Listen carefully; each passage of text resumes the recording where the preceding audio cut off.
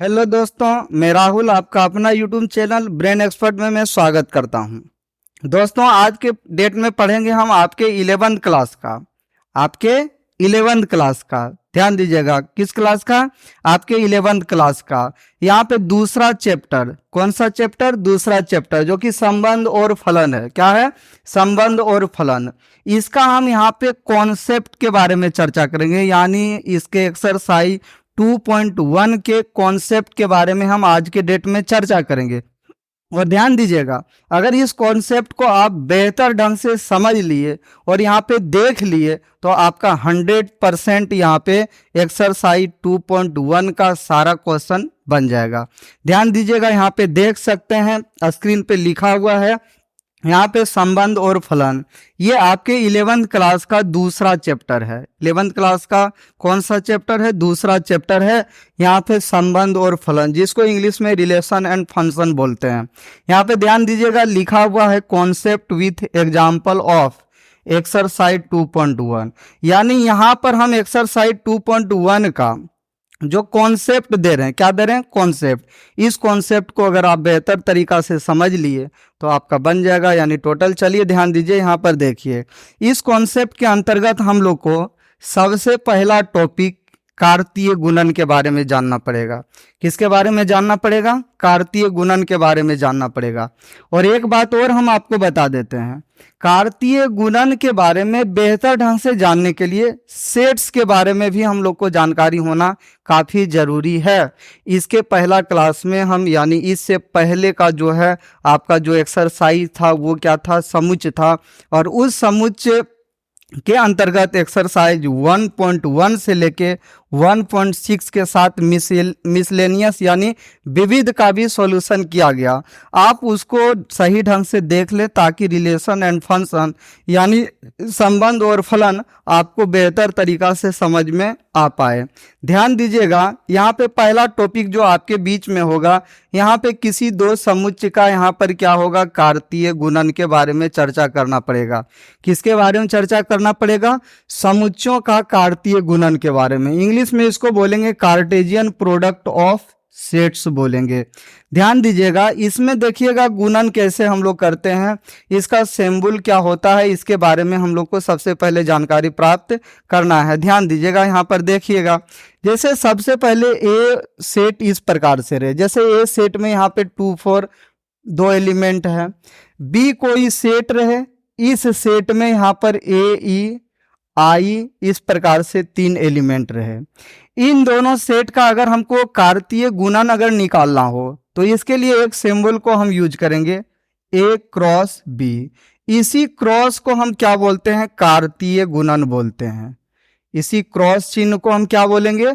कार्तीय गुणन। हम बोलेंगे किसके किसके बीच में कार्तीय गुणन? तो आप बोलेगा ए और बी, ए सेट का बी सेट के साथ कार्तीय गुणन। कार्तीय गुणन निकालने के लिए सबसे पहले दो समुच्चय का होना जरूरी है, जो कि इस प्रकार से हमने लिखा।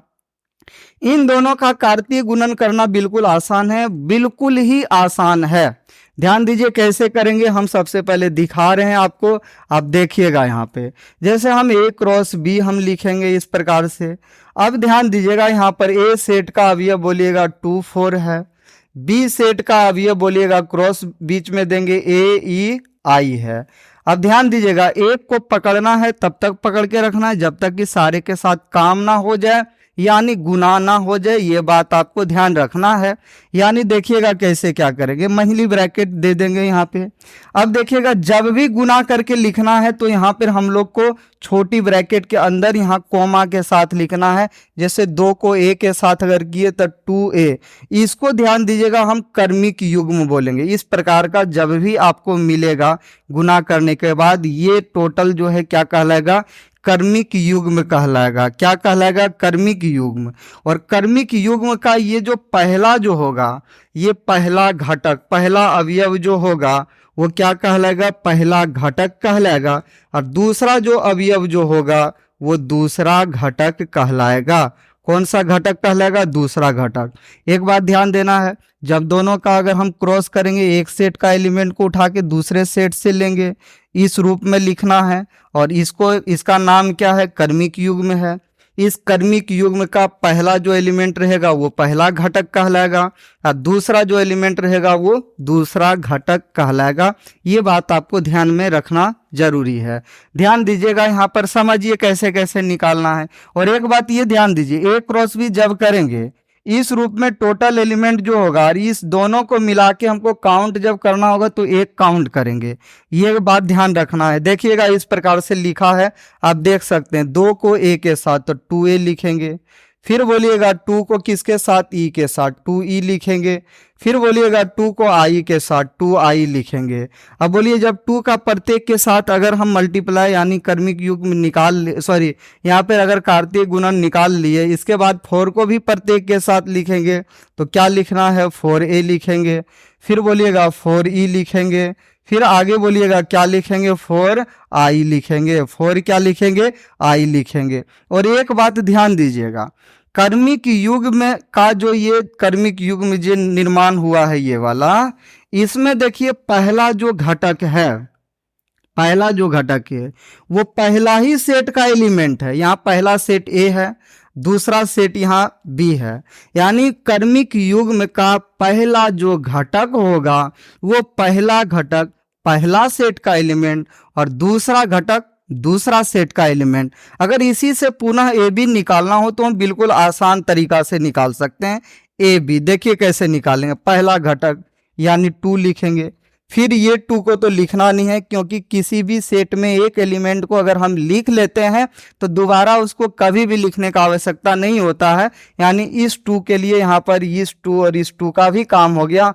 आगे यहाँ हम 4 लिखेंगे तो 4 लिखने के बाद बाकी इन दोनों 4 का भी यहाँ पे काम हो जाएगा, यानी ए निकल गया। आगे बी सेट के बारे में बोलेंगे तो दूसरा घटक ये ए ई आई यहाँ लिख लेंगे, ए ई और क्या लिखेंगे, आई। फिर आगे बोलिएगा ये ए और ये ई और ये आई लिखना नहीं है, क्योंकि ये पुनः पहले ही लिखा गया है। इस प्रकार से अगर हमको रिवर्स आना होगा यानी रिटर्निंग में अगर निकालना होगा, हम बिल्कुल आसान तरीका से निकाल सकते हैं। एक बात और हम आपको बता देते हैं, ध्यान दीजिएगा। जैसे ए सेट में यहाँ पे दिया हुआ है, ऊपर में देखिएगा 2 4, यहाँ पे हम बोल सकते हैं कि number of A equal to 2 है। ऐसे 2 एलिमेंट है, 1 2 गिन के लिख देंगे। अब बोलिएगा b इक्वल टू, यहाँ पर देखिएगा लिखा हुआ है ए ई आई, तो यहाँ पर देखिएगा नंबर ऑफ b जो हम लिखेंगे वो number of b equal to क्या लिखेंगे, 3 1 2 3। अब बोलिएगा यहाँ पर क्या लिखना है, अगर यहाँ पर a क्रॉस b ये है लिखा हुआ, तो इसके लिए अगर हम number of a cross b अगर हम लिखें तो इसके लिए हमको क्या करना पड़ेगा, टोटल को गिनने के बाद 6 होगा। उतना करने का भी आवश्यकता नहीं है, हम लोग को number of A cross number of क्या कर देना है, बी कर देना है, यानी 2 गुना 3 कर देना है, यानी 2 तिया 6 हो जाएगा। यही आपका क्या हो जाएगा, आंसर हो जाएगा। देखिए एलिमेंट गिनिए, 1 2 3 4 5 6 होगा। इस प्रकार से आप एलिमेंट भी गिन सकते हैं। अब ध्यान दीजिएगा, एक बात और आपको हम बतला देते हैं। जैसे ध्यान दीजिएगा, कभी कभी आपसे यहाँ पर x और y का वैल्यू यहाँ पर निकालने के लिए क्वेश्चन रहेगा। ध्यान दीजिए, उसके पहले हम उसका कॉन्सेप्ट दे रहे हैं, ध्यान दीजिएगा। कोई 2 क्रमिक युग्म रहेगा, जैसे x और y यहाँ है और यहाँ पर देखिए बराबर का चिन्ह है, यहाँ a और b है। 2 क्रमिक युग्म तभी आपस में बराबर होंगे जब पहले क्रमिक युग्म का प्रथम घटक दूसरे क्रमिक युग्म के प्रथम घटक के बराबर, पहला का द्वितीय घटक दूसरे के द्वितीय घटक के बराबर हो। यानी यहाँ x बराबर अगर a हो एवं ध्यान दीजिएगा y बराबर अगर b हो तो दोनों आपस में बराबर होंगे, वरना आपस में बराबर नहीं होंगे। चेक करना है तो x का वैल्यू a रख दीजिए, y का वैल्यू b रख दीजिए, दोनों आपस में बराबर हो जाएंगे। एक क्वेश्चन आपके बीच में इस प्रकार से अगर हम दे दें, x प्लस 2 यहाँ पर लिख दें 4 और यहाँ पर लिख दें इक्वल टू यहाँ 6 और यहाँ लिख दें y माइनस 2। अब बोलें x और y का वैल्यू निकालिए, आप बिल्कुल आसान तरीका से निकाल सकते हैं। ये दोनों समान होगा, यानी x प्लस 2 इक्वल टू यहाँ 6 हो जाएगा, यानी x इक्वल टू हम लिख सकते हैं 6 माइनस 2, यानी x का मान यहाँ पर निकल जाएगा 4, x का वैल्यू कितना निकल जाएगा 4 निकल जाएगा। अब बोलिएगा यहाँ पर क्या लिखना है, 4 इक्वल टू लिखेंगे y माइनस 2, इस 2 को इधर ले आइए, बोलिएगा यहाँ पर क्या होगा 6 हो जाएगा। 6 कैसे हो रहा है पता चल रहा है ना, 4 प्लस 2 लिखेंगे, y को उधर ही रख लेंगे। अब बोलिए y को पहले लिख लीजिए और 4 और 2 को यहाँ पर क्या कर लीजिए 6। तब बोलेंगे x और y के स्थान पर क्रमशः 4 और 6 रख दीजिए, दोनों आपस में बराबर हो जाएगा। चेक कर सकते हैं, x का मान 4 और 2 हो जाएगा 6, y का मान बोलिएगा यहाँ पर 6 में 2 घट जाएगा, कितना होगा 4। इस प्रकार से हम निकाल सकते हैं। चलिए आगे देखिएगा, यहाँ पर सबसे पहले डेफिनेशन यहाँ पे इस प्रकार से ध्यान दीजिएगा, यदि a तथा b कोई दो अरिक्त समुच्चय हो तो उसका कार्तीय गुणन जो होगा a क्रॉस b इस फॉर्म में लिखा जाएगा। आपको पता है इस फॉर्म में लिखा जाएगा, इसको हम क्रमिक युग्म बोलेंगे। a जो होगा वो पहला सेट का एलिमेंट होगा और b जो होगा वो बोलिएगा दूसरा सेट का एलिमेंट होगा। अभी तुरंत ये दोनों के बारे में हम चर्चा किए थे, होता है।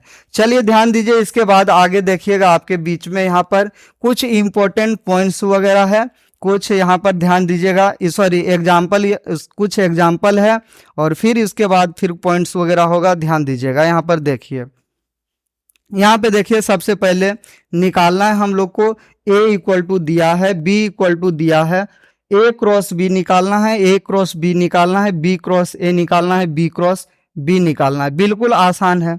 अगर यहाँ पर a क्रॉस a निकालना होगा हमको, तो हम क्या करेंगे, a का वैल्यू 2 बार रखेंगे, 2 4 यहाँ से लिखेंगे और फिर बोलिएगा 2 4 यहाँ पे लिखेंगे।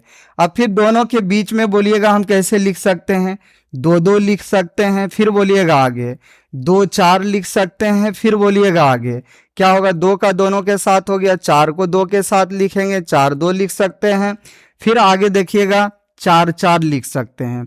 ध्यान दीजिएगा, यहाँ पे कभी कभी किसी किसी बुक में आपको इस तरह से भी मिलेगा, दूसरा तरह ऐसे लिख सकते हैं। बोलिएगा सर कैसे, तो हम यहाँ पर लिखेंगे, देखिएगा 2 लिख लेंगे और यहाँ 2 2 दूना गुना करके 4 न लिखने के बजाय हम 2 2 लिख देंगे। 2 2 का मतलब हुआ कि आगे वाला 2 है जो है वो पहला सेट का एलिमेंट है और पीछे वाला 2 जो है वो दूसरा सेट का एलिमेंट है। इसी को संक्षिप्त रूप में लिखने का ये तरीका हुआ। चलिए इसके लिए हम 2 2 लिखेंगे, अगला के लिए बोलिए क्या लिखेंगे, 2 4 लिखेंगे, अगला के लिए बोलिए क्या लिखेंगे, 4 4 2 लिखेंगे, फिर अगला के लिए बोलिए क्या लिखेंगे, 4 4। अब ध्यान दीजिएगा, एक और तरीका है, देखिएगा कैसे लिखेंगे, ए सेट यहाँ पर इस प्रकार से और फिर ए सेट यहाँ पर, ए और ए सेट यहाँ बना लेंगे। इसमें बोलिएगा एलिमेंट यहाँ पर क्या होगा 2 4 हो जाएगा, यहाँ भी एलिमेंट 2 4 हो जाएगा। अब ये ए क्रॉस ए हम लोग को निकालना है, ए क्रॉस ए हम लोग को निकालना है। तो बोलिएगा इस 2 को पहले 2 के साथ, यहाँ पर बोलिएगा क्या हो जाएगा 2 2 हो जाएगा। इस 2 को फिर बोलिएगा किसके साथ, 4 के साथ, तब बोलिएगा 2 4 यहाँ पे हो जाएगा। फिर आगे बोलिएगा इस 4 को किसके साथ, 2 के साथ, यानी 4 2 यहाँ पे हो जाएगा। फिर आगे बोलिएगा यहाँ पर इस 4 को किसके साथ, 4 के साथ, यानी यहाँ पे 4 4 हो जाएगा। इस प्रकार से भी हम यहाँ पे सॉल्व कर सकते हैं, आपको जैसे मन है वैसे आप सॉल्व कर सकते हैं। अगर हम ए क्रॉस ए अगर हम बता दिए तो ए क्रॉस बी भी आप निकाल लीजिएगा। ए क्रॉस बी में आपको क्या करना पड़ेगा, ए क्रॉस बी आपको अगर निकालना होगा तो आपको ए का वैल्यू यहाँ पर लिखना पड़ेगा 2 4, बी का वैल्यू बोलिए लिखना पड़ेगा यहाँ पर A B C, A B क्या लिखना पड़ेगा सी। अब बोलिए यहाँ पर दोनों को मल्टीप्लाई करेंगे, 2a लिख लीजिए, आप शॉर्टकट में ऐसे भी लिख सकते हैं, 2b 2c, फिर 4a 4b 4c लिख सकते हैं, या फिर आप यहाँ पर इस ढंग से लिख सकते हैं 2 एक क्रमिक युग्म के रूप में लिख सकते हैं। इसी प्रकार से आप कर सकते हैं। ध्यान दीजिए, यहाँ पर देखिए सॉल्यूशन के रूप में इस प्रकार से लिखा है, आप देख सकते हैं। यहाँ पर देखिए सॉल्यूशन में क्या है, देखिए यहाँ पे सॉल्यूशन में आपके बीच में यहाँ पर है दिया है a बराबर b बराबर दिया है। पहला देखिए a क्रॉस a का वैल्यू 2 बार रखा गया है, दोनों के बीच में देखिए क्रॉस यहाँ पर 2 2 2 4 देखिए लिखा है। फिर बोलिए यहाँ पर 4 2 फिर 4 4 बोलिए इस प्रकार से। फिर आगे बोलिए a क्रॉस b यहाँ है, a का वैल्यू और ये b का वैल्यू। बोलिए 2 को पकड़ के प्रत्येक के साथ 2a, फिर बोलिएगा टू बी हो गया, फिर बोलिएगा टू सी हो गया, उसी प्रकार से बोलिएगा। जैसे यहाँ two A, two B, two C हो गया। फिर आगे बोलिएगा यहाँ पर क्या, four A, four B, four C. देखिए यहाँ से यहाँ तक लिखा हुआ है, आप देख सकते हैं। फिर आगे देखिएगा यहाँ ए बी सी, यहाँ टू ए है क्योंकि बी क्रॉस ए निकाला गया है। बोलिए ए को किसके साथ, दो के साथ, ए को चार के साथ, यहाँ तक। फिर आगे बोलिएगा बी को दो के साथ, बी को चार के साथ। फिर आगे बोलिएगा सी को दो के साथ, सी को चार के साथ, इस प्रकार से लिखा गया है।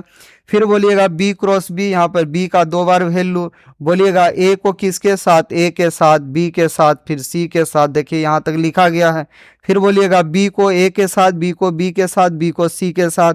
यहाँ देखिए आपको बी भी मिल गया है जिसको आप खोज रहे थे। चलिए ठीक है, ध्यान दीजिए। आगे बोलिएगा यहाँ पर देखिएगा सी को ए के साथ, सी को बी के साथ, सी को सी के साथ, यहाँ पे इस प्रकार से लिखा हुआ है, आप देख सकते हैं। यानी यहाँ पर A cross A, A cross B, B cross A, B cross B निकालना बिल्कुल ही आसान है जब आप समझ गए हैं। चलिए आगे ध्यान दीजिएगा। देखिए यहाँ पर कुछ इंपॉर्टेंट पॉइंट्स यहाँ पे है। कुछ इंपॉर्टेंट क्या है, पॉइंट्स है जो कि हमने अभी समझाया। चलिए बारी बारी से यहाँ पर देखेंगे, फिर से हम लोग समझेंगे। देखिएगा यहाँ पर यदि ए या बी रिक्त, ध्यान दीजिएगा यहाँ पर अरिक्त होगा, क्या होगा, सॉरी नहीं, ठीक है। यहाँ पर क्या, यदि ए या बी क्या है, रिक्त समुच्चय हो, तो ए क्रॉस बी भी क्या होगा, रिक्त समुच्चय ही होगा। कहने का मतलब ये है कि ए कोई समुच्चय है इस प्रकार से, जैसे 4 2 यहाँ 6 है दिया हुआ। बी कोई समुच्चय है जो कि रिक्त है, यानी फाई है। रिक्त समुच्चय को फाई से सूचित करते हैं।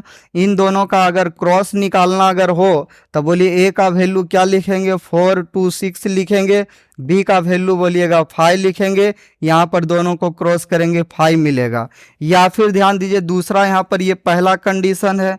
दूसरा कंडीशन ए इक्वल टू ही 5 हो, बी इक्वल टू ही कोई सेट हो, जैसे ए बी यहाँ पर लिखा गया है।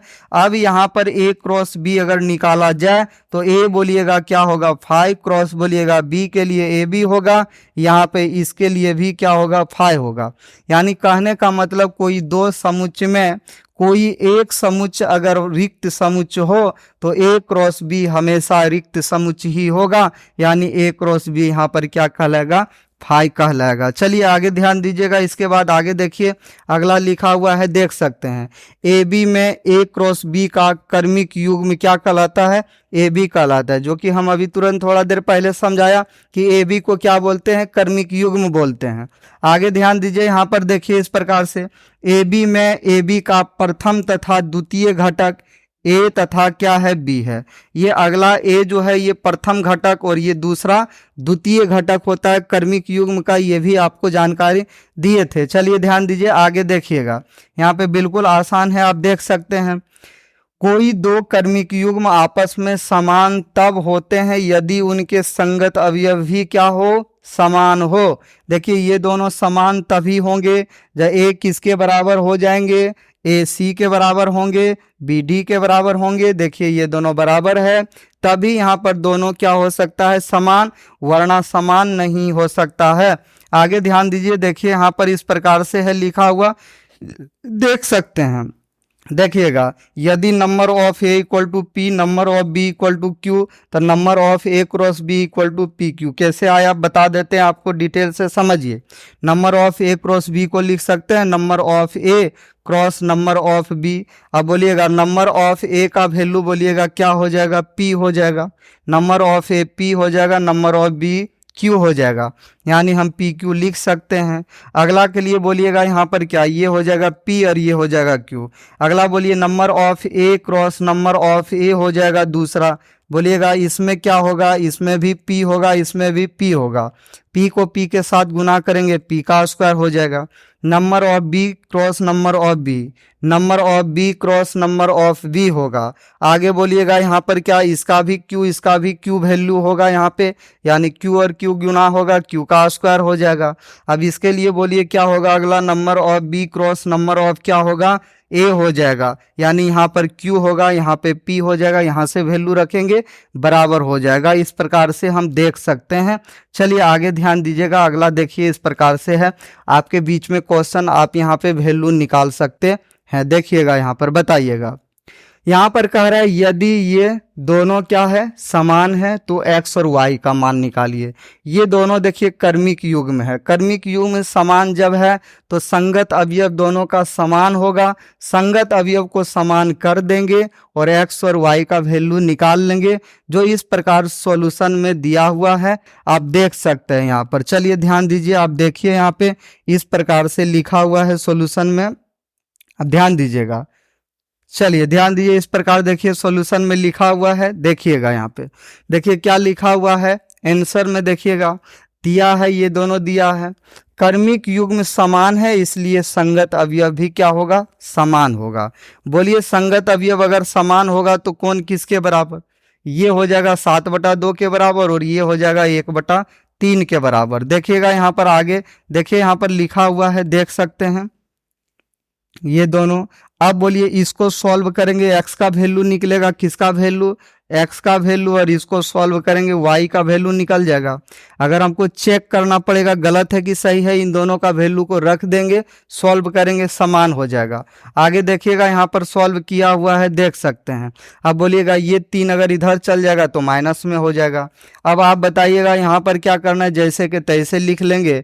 अब एलसीएम लेंगे 2, तब बोलिएगा 7 - 6 हो जाएगा। ये दोनों को माइनस करेंगे तो 1 हो जाएगा। अब बोलिए नीचे 2, 2 से 2 कटा देंगे, x का वैल्यू कितना निकल जाएगा, 1 निकल जाएगा। x का वैल्यू कितना निकल जाएगा, 1 निकल जाएगा। इसके बाद बताइए आगे यहाँ पर क्या होगा, अगला बताइएगा। y का वैल्यू देखिए निकाल लिए यहाँ पे, ये इधर चल जाएगा, प्लस में हो जाएगा, प्लस में लिखा हुआ है। इन दोनों का एलसीएम 3 हो जाएगा, यहाँ 1 + 5 हो जाएगा। 1 प्लस क्या होगा, 5। 1 और 5 को अगर हम जोड़ेंगे 6 होगा। 3 दूना कितना, 6। y का वैल्यू निकल जाएगा 2। ये 2 से 2 तो कटा हुआ ही था, आपको पता है। इस प्रकार से ध्यान दीजिएगा, यहाँ पर देख सकते हैं यहाँ पे x का वैल्यू कितना निकल गया, 1 निकल गया। x का वैल्यू 1 और y का वैल्यू 2। x और y का वैल्यू अगर हम इसमें रख देंगे फिर दोनों बराबर हो जाएगा। जैसे x का वैल्यू 1 है, 1/2 और 3 दोनों को जोड़ेंगे 7/2 आ जाएगा। y का वैल्यू 2। अब बोलिएगा 2 में अगर 5/3 को अगर हम घटाएंगे तो 1/3 होगा। आप चेक करके देख सकते हैं। चलिए ध्यान दीजिएगा, आप देखिए यहाँ पे अगला देखिएगा, इस प्रकार से है आपके बीच में क्वेश्चन, आप देख सकते हैं यहाँ पर। देखिएगा बिल्कुल आसान है। देखिएगा यहाँ पर माना a बराबर इतना, b बराबर इतना, c बराबर इतना और d बराबर इतना, तो हम लोग को क्या करना है, सत्यापित करना है। देखिए क्या सत्यापित करना है, यहाँ पे आपके बीच में लिखा हुआ है, आप देख सकते हैं। a cross b intersection c, a cross b intersection a cross c। ध्यान दीजिए, दोनों को समान हम तभी कर सकते हैं, दोनों को प्रूव्ड हम तभी कर सकते हैं जब हम सबसे पहले b इंटरसेक्शन c निकाल लें। b इंटरसेक्शन क्या निकाल लें, c। इन दोनों का इंटरसेक्शन निकाल लेंगे। इंटरसेक्शन का कहना क्या होता है, जो दोनों में मिले उसी को लेना है। और इधर राइट साइड बोलिए सबसे पहले a क्रॉस b लिख लेंगे, a और b का क्रॉस, फिर a क्रॉस c लिख लेंगे, a और c का क्रॉस, और फिर बोलिएगा दोनों के बीच में हम लोग को इंटरसेक्शन करना है, यानी जो दोनों में मिलेगा उसी को लिखना है। चलिए ध्यान दीजिएगा, यहाँ पर देखिए, देखिए सॉल्यूशन के रूप में लिखा हुआ है, आप देख सकते हैं यहाँ पे। चलिए ध्यान दीजिए, सॉल्यूशन के रूप में लिखा हुआ है, इस प्रकार से आप देख सकते हैं। देखिएगा यहाँ पे दिया है a = दिया है, b = c = d = दिया है। हम लोग को ये प्रूव्ड करना है। बोलिए यहाँ पर क्या हम पाते हैं, b इंटरसेक्शन c। पहले b और c का इंटरसेक्शन हम यहाँ पर निकाल रहे हैं। b और c का क्या निकाल रहे हैं, इंटरसेक्शन। b और c का इंटरसेक्शन देखिए, b का वैल्यू और c का वैल्यू हम यहाँ से लिए हैं, दोनों में कुछ नाम मिलने के कारण क्या हुआ, 5 हो गया। अब देखिए LHS से हम लोग को आगे बढ़ना है। कहाँ से बढ़ना है, LHS से। LHS में बोलिए a cross b intersection c, b intersection c का वैल्यू क्या रखेंगे, 5। किसी भी सेट को अगर हम 5 के साथ अगर कार्तीय गुणन निकालेंगे तो वो 5 ही मिलेगा, जो कि पहला नंबर इंपॉर्टेंट पार्ट में लिखा हुआ था। चलिए ध्यान दीजिए, अब बोलिएगा अगला RHS के लिए हम लोग को पहले a क्रॉस b और a क्रॉस c निकालना है। बोलिए a सेट यहाँ से लिया गया और b सेट बोलिएगा यहाँ से लिया गया, इन दोनों का बोलिए क्रॉस लिखा गया। 1 1 1 2 1 3 1 4, देखिए यहाँ तक है लिखा हुआ। 2 1 2 2 2 3 2 4, यहाँ से देखिएगा लिखा गया है। ये ए क्रॉस क्या है, बी है। अब फिर ए क्रॉस सी यहाँ पर निकाला गया, बोलिए ए सेट यहाँ पर है और ये आपका सी सेट है। बोलिए 1 5 1 6, देखिए 1 5 1 6, फिर 2 5 और 2 6 यहाँ पे लिखा गया है। अब इन दोनों का इंटरसेक्शन निकाला गया, इन दोनों का इंटरसेक्शन। अब देखिए इन दोनों में कोई भी कर्मिक युग्म नहीं मिल रहा है, जबकि हम लोग को कर्मिक युग्म मिलाना है। ये सभी को अगर हम मिलाते हैं तो इसमें नहीं मिलता, क्योंकि 1 1 1 2 1 3 1 4 है, लेकिन यहाँ 1 5 और 1 6 है, इसलिए दोनों मिल नहीं रहा है। यहाँ पे 2 1 2 2 2 3 2 4 है, यहाँ 2 5 और 2 6 है। दोनों नहीं मिलने के कारण यहाँ फाई हो जाएगा, यहाँ LHS बराबर RHS हो गया, जिसके कारण हम बोल सकते हैं यहाँ पर दोनों क्या हुआ, प्रूव्ड हो गया। दोनों क्या हो गया, प्रूव्ड हो गया। चलिए ध्यान दीजिए। अब देखिए अगला क्वेश्चन इस प्रकार से है, आपके बीच में आप देख सकते हैं, देखिएगा यहाँ पे है a इक्वल टू दिया हुआ है, b इक्वल टू दिया हुआ है, तो number of a cross b, number of b cross a निकालिए। आपको बताए थे number of a cross b के लिए formula, number of a cross b के लिए क्या होगा, number of a cross number of b होगा। नंबर ऑफ a क्या निकलेगा, k अवयव 3 गो, k गो अवयव है 4 गो, 3 चौक कितना होगा 12। इधर बोलिए number of b cross number of a हो जाएगा, यहाँ बोलिएगा नंबर ऑफ b 1 2 3 4 अवयव, अब फिर आगे बोलिएगा 3 4 तिया क्या होगा 12। इस प्रकार से हम सॉल्व कर सकते हैं। देखिए आपके बीच में सॉल्यूशन इस प्रकार से किया गया, दिया है a इक्वल टू ये, तो number of a equal to कितना हो गया 3 हो गया, b इक्वल टू इतना, तो number of b equal to 4 हो गया। आप बोलिएगा number of a cross b, ये फॉर्मूला होता है 3 गुना 4 किया गया 12 मिल गया। नंबर ऑफ b क्रॉस से number of b cross number of a 4 तिया कितना निकल गया 12 निकल गया। ये तो बिल्कुल आसान था जी। चलिए इस प्रकार से ध्यान दीजिए, आपको एक्सरसाइज 2.1 का कंप्लीट कॉन्सेप्ट एग्जाम्पल के साथ साथ हमने कंप्लीट किया। उम्मीद करते हैं आपको आज का क्लास काफ़ी बेहतरीन लगा होगा। यदि आप इस चैनल पे पहली बार जुड़े हैं और साथ ही साथ आप चैनल को सब्सक्राइब नहीं किए हैं, तो चैनल को सब्सक्राइब कर लें और साथ ही साथ बेल आइकन को भी प्रेस कर लें, ताकि आपको आगे का आने वाला जो भी वीडियो रहे उस लेटेस्ट वीडियो का नोटिफिकेशन आप तक पहुंचते रहे। ध्यान दीजिए, आप यहां पर मेरे साथ बने रहिए। इतना ही कहकर आज का क्लास हम यहीं समाप्त करेंगे। मिलेंगे फिर अगला क्लास में। जय हिंद, जय भारत।